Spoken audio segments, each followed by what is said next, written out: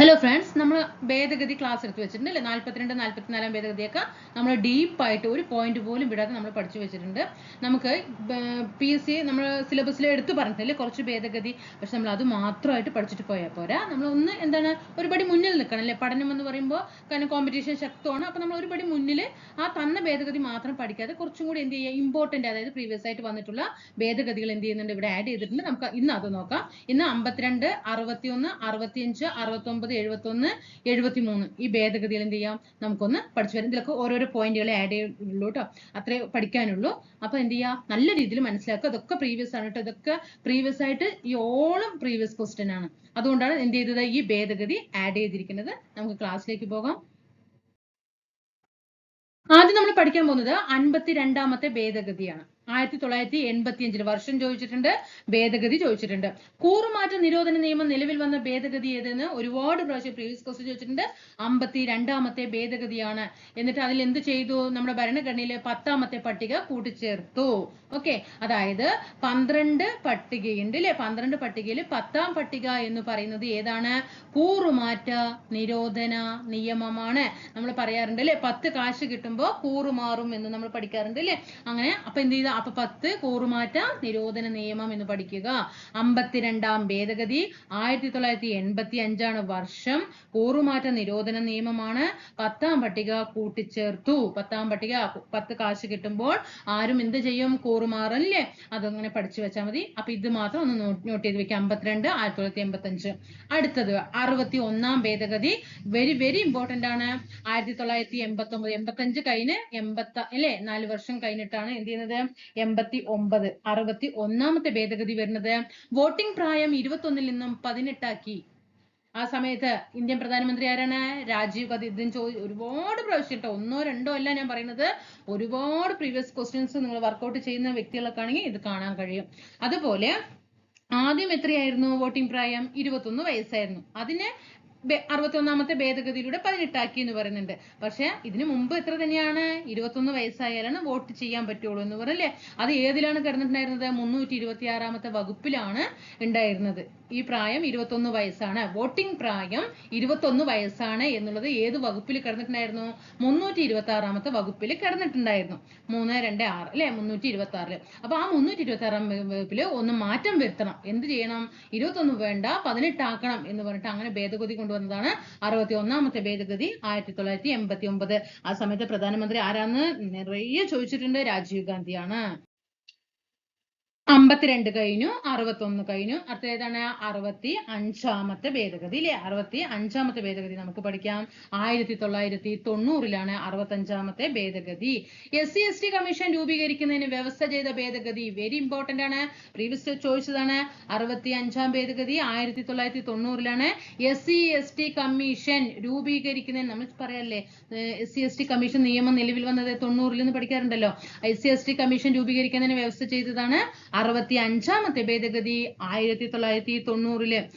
പിന്നെ അതിൽ പറയുന്നുണ്ട് ഒരു ചെയർമാനും, ഈ SC/ST കമ്മീഷനിൽ ഒരു ചെയർമാൻ ഉണ്ട്, ഒരു വൈസ് ചെയർമാൻ ഉണ്ട്, 5 അംഗങ്ങൾ ഉണ്ടായിരിക്കണം എന്നുള്ളത് വ്യവസ്ഥ ചെയ്തു. കമ്മീഷനിൽ ഒരു ചെയർമാനും ഒരു വൈസ് ചെയർമാനും 5 അംഗങ്ങളും ഉണ്ടായിരിക്കണം എന്ന് വ്യവസ്ഥ ചെയ്തത് ഏതിലാണ്? 65ാം ഭേദഗതി 1990. പിന്നീട് എന്താണ്, ഈ സമയത്തൊക്കെ ഈ SC/ST കമ്മീഷൻ നമ്മൾ പഠിച്ചിട്ടുണ്ട് അല്ലെ, നമ്മൾ ക്ലാസ് ഒക്കെ ചെയ്തിട്ട് വന്നിട്ടുണ്ട്. SC/ST കമ്മീഷൻ പറയുമ്പോൾ എന്താണ്, ഒപ്പം നിൽക്കുന്നതായിരുന്നു അല്ലെ, അങ്ങനെ വേറെ വിഭാഗങ്ങളാക്കി തിരിച്ചിട്ടുണ്ടായിരുന്നില്ല. രണ്ടിനും കൂടിയിട്ട് ഒരു കമ്മീഷൻ. പക്ഷെ 2004 ആയപ്പോ എന്ത് ചെയ്തിട്ടുണ്ടായിരുന്നു, SC എന്നും ST എന്നും വേറെ വേറെ സെപ്പറേറ്റ് ചെയ്തു അല്ലെ. അപ്പൊ പിന്നീട് എന്തായി, അതിലൊക്കെ 3 അംഗങ്ങളായിട്ട് മാറിയിട്ടുണ്ട് അല്ലെ. അന്ന് ഇതായിരുന്നു, ഒരു ചെയർമാനും ഒരു വൈസ് ചെയർമാനും 5 അംഗങ്ങളും. അടുത്തത് 69ാമത്തെ ഭേദഗതി 1991. ഡൽഹിക്ക് ദേശീയ തലസ്ഥാനം എന്ന പദവി കിട്ടിയത് 69ാം ഭേദഗതി 1991. മോസ്റ്റ് ഇമ്പോർട്ടന്റ് ആണ്, ഒരുപാട് പ്രാവശ്യം റിപ്പീറ്റഡ് ക്വസ്റ്റ്യൻ ആണ്. 69ാമത്തെ ഭേദഗതി എന്ത് ചെയ്തു, 1991 നിലവിൽ വന്നു. അതിലൂടെയാണ് ഡൽഹിക്ക് ദേശീയ തലസ്ഥാനം എന്ന പദവി കിട്ടിയത്. ഭരണഘടനയില് ആർട്ടിക്കിൾ ഏതൊക്കെ? 239A, 239AB എന്നിവ കൂട്ടിച്ചേർത്തു.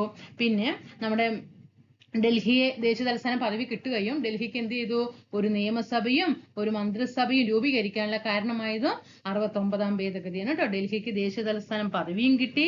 ആ പദവി കിട്ടിയതോട് കൂടിയിട്ട് ഡൽഹിക്ക് ഒരു നിയമസഭയും ഉണ്ടായി, ഒരു മന്ത്രിസഭ വന്നു. അങ്ങനെ അതൊക്കെ രൂപീകരിക്കാനുള്ള കാരണമായതും 69ാം ഭേദഗതി 1991-ലാണ്. അടുത്ത നമുക്ക് 71ാമത്തെ ഭേദഗതി നോക്കാം. 1992 കൊങ്കണി, മണിപ്പൂരി, നേപ്പാളി എന്നീ ഭാഷകൾക്ക് ഔദ്യോഗിക ഭാഷാ പദവി ലഭിച്ചത് 71ാമത്തെ ഭേദഗതിയിലാണ്. 1991. നിങ്ങളൊന്ന് എല്ലാം ഒന്ന് വായിച്ചു വിടണം കേട്ടോ. കാരണം നമ്മൾ ആ തന്നിരിക്കുന്ന ഭേദഗതി മാത്രം പഠിച്ചിട്ട് പോയിട്ട് ബൈ ചാൻസ് അതിന് സാധാരണ വരാറുള്ളൂ. ഇതൊക്കെ നമുക്ക് SCRT ഒക്കെ വന്ന ശേഷം 2022, 23, 21 കാലഘട്ടത്തിൽ ആ 3 കാലഘട്ടത്തിലായിരുന്നു SCRTയുടെ ഒരേ ക്വസ്റ്റ്യൻസ് വരവ്. അപ്പോഴാണ് എന്ത് ചെയ്യുന്നത്, ഇങ്ങനെയുള്ള ഭാഗങ്ങളൊക്കെ എന്ത് ചെയ്തു മാറ്റി നിർത്തപ്പെട്ടത് അല്ലേ. പക്ഷെ കോൺസ്റ്റിറ്റ്യൂഷനിൽ എപ്പോഴും 42, 44 അതിൻ്റെതായിട്ടുള്ള ഇമ്പോർട്ടന്റ് ഉണ്ട്. പക്ഷെ ഈ ഭേദഗതികളൊക്കെ അതിന് മുമ്പ് എല്ലാ എക്സാമുകൾക്കും ഈ ഭേദഗതി എന്ത് ചെയ്തിട്ടുണ്ട്, സാധാരണ വരാറുണ്ട്. PSC എപ്പോഴാണ് ചൂട് മാറ്റി പിടിക്കുക എന്നുള്ളത് നമുക്ക് അറിയില്ല. അപ്പൊ നമ്മൾ എന്ത് ചെയ്യുക, നമ്മൾ സേഫ് ആയിട്ട് ഇരിക്കുക. അപ്പൊ ഇതിലിപ്പോ അധികം പോയിന്റും പഠിക്കാനില്ലല്ലോ. അപ്പൊ ഇത്രയും നമ്മൾ ഭേദഗതി ഇപ്പൊ പഠിച്ചു അല്ലെ, 61 ഇതൊക്കെ പഠിച്ചു. പക്ഷെ നമുക്ക് അതിലൊന്ന് ഓരോരോ പോയിന്റ് അല്ലേ പഠിക്കാനുള്ളൂ. അത് എന്ത് ചെയ്യുക, ജസ്റ്റ് ഒന്ന് 2-3 പ്രാവശ്യം റിവിഷൻ ഒക്കെ ചെയ്ത് വെക്കുമ്പോൾ നമുക്ക് ചോദിച്ചാൽ എന്ത് ചെയ്യുക, നമുക്ക് അത് ആൻസർ ചെയ്യാനൊക്കെ കഴിയും. പിന്നെ നമുക്ക് കുറ്റബോധം വരില്ലല്ലോ, അതൊന്നും കൂടി വായിച്ചു വിട്ടതാണെങ്കിൽ എന്നുള്ളത് നമുക്ക് കുറ്റബോധം വരില്ലല്ലോ. ഒരു പോയിന്റ് അല്ലോ നിറയെ പഠിക്കാനുണ്ടെങ്കിൽ ശരി എന്ന് പറയാം. അപ്പൊ അതൊന്നും ഒഴിവാക്കരുത് കേട്ടോ. ഒന്ന് ജസ്റ്റ് 2-3 പ്രാവശ്യം ഒന്ന് റിവിഷൻ ചെയ്ത് വെച്ചാൽ മതി. കൊങ്കണി, മണിപ്പൂരി, നേപ്പാളി എന്നീ ഭാഷകൾക്ക് ഔദ്യോഗിക ഭാഷാ പദവി ലഭിച്ചത് 71ാമത്തെ ഭേദഗതി 1992-ലാണ്. ഈ ഭാഷകൾ എന്നിട്ട് എന്ത് ചെയ്തു, 8ാമത്തെ പട്ടികയിൽ ഉൾപ്പെടുത്തി. നമ്മൾ പറയാറുണ്ട് അല്ലെ, ഭാഷ എന്ന് പറയുന്നത് തന്നെ ഏതിലാണ്, 8ാമത്തെ പട്ടികയിലാണ്. ലാംഗ്വേജ് എന്നല്ലേ നമ്മൾ ഭാഷനെ പറയാ. എത്ര അക്ഷരമുണ്ട്, 1, 2, 3, 4, 5, 6, 7, 8 അക്ഷരം അല്ലേ. അപ്പൊ അതുകൊണ്ടാണ് 8. നമ്മൾ കോഡ് ഇങ്ങനെയല്ലേ വിചാരിക്കുക, അങ്ങനെയാണ് കോഡ് പറയുക. ലാംഗ്വേജ് എന്നുള്ളത് എത്ര അക്ഷരമുണ്ട്. അപ്പൊ അതുകൊണ്ട് ഭാഷ എന്ന് പറയുന്നത് 8ാമത്തെ പട്ടികയിൽ ഉൾപ്പെടുത്തി എന്ന് പറയും. ഇനി 73. അത് പിന്നെ ഇന്നും ഇപ്പൊ ഏതൊക്കെ SCRT അല്ല എന്ത് കയറി വന്നാലും 73, 74 ഉൾപ്പെടാത്ത ഒരു ക്വസ്റ്റ്യൻ പേപ്പർ ഉണ്ടാകില്ല. അത്ര ഇമ്പോർട്ടന്റ് ആണ് 73, 74. 73ാമത്തെ ഭേദഗതി 1992-ലാണ് കേട്ടോ വന്നത്. എന്താണ്, പഞ്ചായത്തി രാജ് സംവിധാനത്തിന് ഭരണഘടനാപരമായ അംഗീകാരം ലഭിച്ചത് 73ാമത്തെ ഭേദഗതിയാണ് 1992. വെരി ഇമ്പോർട്ടന്റ് ആണ് കേട്ടോ. 73, 74. 73 പഞ്ചായത്തി രാജ് സംവിധാനത്തിന് ഭരണഘടനാപരമായ അംഗീകാരം ലഭിച്ചത്. എന്നിട്ട് എന്ത് ചെയ്തു, ഈ പഞ്ചായത്ത് രാജുമായിട്ട് ബന്ധപ്പെട്ട ഭാഗം ഏതിലാണ്, ഭാഗം 9 ആണ് കേട്ടോ. ഇതും ചോദിക്കാറുണ്ട്. ഭാഗം 9-ലാണ് പഞ്ചായത്ത് രാജ് ഉൾപ്പെട്ട് കിടക്കുന്നത്. എന്നിട്ട് എന്ത് ചെയ്തു, ഏത് പട്ടികയിൽ ഉൾപ്പെടുത്തി, 11ാമത്തെ പട്ടികയിൽ ഉൾപ്പെടുത്തി. നമ്മൾ പറഞ്ഞു 10ാം പട്ടിക കൂറുമാറ്റ നിരോധന നിയമം പഠിച്ചില്ലേ. 10ാം പട്ടിക കൂറുമാറ്റ നിരോധന നിയമം. പിന്നെ 8ാമത്തെ പട്ടിക ലാംഗ്വേജ് ഭാഷ പഠിച്ചു. ഇപ്പൊ നമ്മൾ 11ാമത്തെ പട്ടിക ഏതാണ്, പഞ്ചായത്തി രാജ് ആണ്. ഏതാണ്, പഞ്ചായത്തി രാജ്. ആ സമയത്ത് ആരായിരുന്നു ഇന്ത്യൻ പ്രധാനമന്ത്രി, PV നരസിംഹറാവു ആണ്. നമുക്ക് 92 കാലഘട്ടം തന്നെ അറിയാലേ, പുത്തൻ സാമ്പത്തിക നയമൊക്കെ പ്രഖ്യാപിച്ച സമയത്ത് ആരാണ്, PV നരസിംഹറാവു ആണ്. 92. 1993 ഇത് എപ്പോഴും ചോദിക്കാറുണ്ട്. 1993 ഏപ്രിൽ 24-ലാണ് ഈ ഭേദഗതി എന്ത് ചെയ്യുന്നത്, നിലവിൽ വരുന്നത്. ഓക്കെ, അത് പഠിക്കണം കേട്ടോ. 1993 ഏപ്രിൽ 24. ഈ നമ്മൾ പറഞ്ഞില്ലേ 73ാമത്തെ ഭേദഗതി 1992 എന്ന് പറയുന്നുണ്ടല്ലോ. ഈ പഞ്ചായത്ത് രാജ് സംവിധാനത്തിന് എന്ത് ചെയ്തു, ഭരണഘടനാപരമായ അംഗീകാരം ലഭിച്ചു. എന്നിട്ട് ആദ്യമായിട്ട് ഇലക്ഷൻ നടന്ന സ്റ്റേറ്റ് ഏതെന്ന് ചോദിച്ചാൽ അത് മധ്യപ്രദേശാണ് കേട്ടോ. അത് ഉൾപ്പെടുത്തുക. അപ്പൊ ഭാഗം 9-ലാണ് ഉൾപ്പെടുത്തിയത്. 11ാമത്തെ പട്ടികയാണ് കൂട്ടിച്ചേർത്തത്. PV നരസിംഹറാവു ആണ് പ്രധാനമന്ത്രി. 93 ഏപ്രിൽ 24-ലാണ് നിലവിൽ. നെക്സ്റ്റ് 74ാമത്തെ ഭേദഗതി നല്ല രീതിയിൽ ശ്രദ്ധിക്കണം കേട്ടോ. 73, 74 നന്നായി പഠിക്കണം. പിന്നെ അത് 1992 തന്നെയാണ്. 73, 74, 92 തന്നെയാണ്. അവിടെ പഞ്ചായത്തി രാജിനാണ് ഭരണഘടന ഇത് കൊടുത്തതെങ്കിൽ ഇവിടെ നഗരസഭകൾക്കാണ് എന്ത് ചെയ്യുന്നത്, സ്വയം ഭരണാവകാശം കൂട്ടിച്ചേർക്കുന്നത്. എന്നിട്ട് എന്ത് ചെയ്തു, അവിടെ 9 കൂട്ടിച്ചേർത്തു അല്ലെ. 9ാമത്തെ ഇതിൽ കൂട്ടിച്ചേർത്തു, പട്ടികയിൽ കൂട്ടിച്ചേർത്തു എന്ന് പറയുന്നുണ്ട് അല്ലെ. 9ാമത്തെ ഭാഗത്തിൽ കൂട്ടിച്ചേർത്തു. ഇവിടെ ഏതാണ്, 9A ആണ് കേട്ടോ. ഭാഗം ഏതിലാണ്, 9A. അവിടെ ഏതിലാണ് പഞ്ചായത്ത് രാജ്, 9ാം ഭാഗം. നഗരപാലിക എത്തിയപ്പോൾ 9A ഭാഗം കൂട്ടിച്ചേർത്തപ്പെടുത്തു. അവിടെ ഏതാ പഞ്ചായത്ത് രാജിൽ ഏതാണ്, 11ാമത്തെ ഷെഡ്യൂളാണ്. ഇത് 12ാമത്തെ ഷെഡ്യൂളാണ്. അപ്പൊ ഒപ്പം പഠിക്കുക. 73, 74 ഒപ്പം പഠിക്കണം. 1992-ലാണ് എന്നുള്ളത് പഠിക്കുക. പിന്നെന്ത് പഠിക്കും, ഒന്ന് സ്വയം ഒന്ന് നോക്കിക്കേ, ഇതിൽ എന്തൊക്കെ കണക്ഷൻ വരുന്നുണ്ടെന്ന്. അവിടെ എന്ത് ചെയ്തു? ഇവിടെ പഞ്ചായത്തി രാജിന് കൊടുത്തു അല്ലെ? ഇവിടെ പഞ്ചായത്തി രാജിന് കൊടുത്തു, ഇവിടെ നഗരപാലികയ്ക്ക് കൊടുത്തു അല്ലെ? നഗരപാലിക കൊടുത്തു. ഇവിടെ എന്ത് ചെയ്തു? 9ാം ഭാഗത്തിൽ ഉൾപ്പെടുത്തി, ഇവിടെ 9A ഉൾപ്പെടുത്തി, ഇവിടെ 11ാമത്തെ പട്ടികയിൽ ഉൾപ്പെടുത്തി, ഇവിടെ 12ാമത്തെ പട്ടികയിൽ ഉൾപ്പെടുത്തി. ഇത്ര ഇതിൽ പഠിക്കാനുള്ളൂ കേട്ടോ. ഇനി അടുത്തത് 84ാമത്തെ ഭേദഗതി 2001. ലോകസഭാ മണ്ഡലങ്ങളുടെയും സംസ്ഥാന നിയമനിർമ്മാണ സഭയുടെയും സീറ്റുകളുടെ എണ്ണം എന്ത് ചെയ്തു?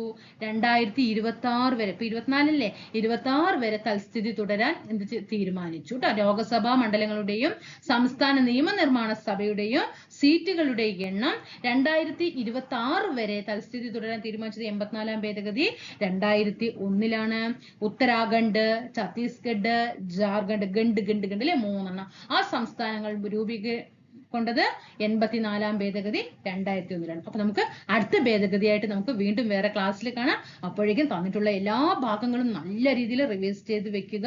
എക്സാം കാരണം WCPO CPO ഒക്കെ ഒരു മാസം അങ്ങോട്ട് നീട്ടിയിട്ടെന്ന് പറഞ്ഞിട്ട് ജൂലൈയിൽ നിന്ന് ഓഗസ്റ്റിലേക്ക് LD പോകുന്നെന്ന് നിങ്ങൾ വിചാരിക്കേണ്ട. പോയി അത് നമ്മൾ ജൂലൈ എന്ന് തന്നെ മനസ്സിൽ കാണുക. അപ്പൊ ഏതാണ്? ഏപ്രിലും മെയ് ജൂൺ ഈ 3 മാസേ ഉള്ളൂ എന്ന് മനസ്സിൽ കണ്ടിട്ട് നമ്മൾ ചെയ്തിട്ടുള്ള കേരള ഭരണ സംവിധാനം, സുപ്രധാന നിയമങ്ങൾ, എക്കണോമിക്സ്, പിന്നെ ഏത് ചെയ്തിട്ടുണ്ട്? ഇന്ത്യൻ ജോഗ്രഫി ചെയ്തിട്ടുണ്ട്. ഇപ്പൊ ഇന്ത്യൻ കോൺസ്റ്റിറ്റ്യൂഷൻ ചെയ്തു വരുന്നു, ഇന്ത്യൻ ഹിസ്റ്ററി ചെയ്തു വെച്ചിട്ടുണ്ട്. അതൊക്കെ നല്ല രീതിയിൽ പ്രയോജനപ്പെടുത്തിയാൽ ഞാൻ ഡിഗ്രി തലം വരുന്ന പോയിന്റ് ആണ് അതിൽ ആഡ് ചെയ്തിരിക്കുന്നത്. എല്ലാ ക്ലാസ്സുകളും NCERT അടക്കം ഉൾപ്പെടുത്തിയിട്ടുണ്ട് പോയിന്റുകൾ.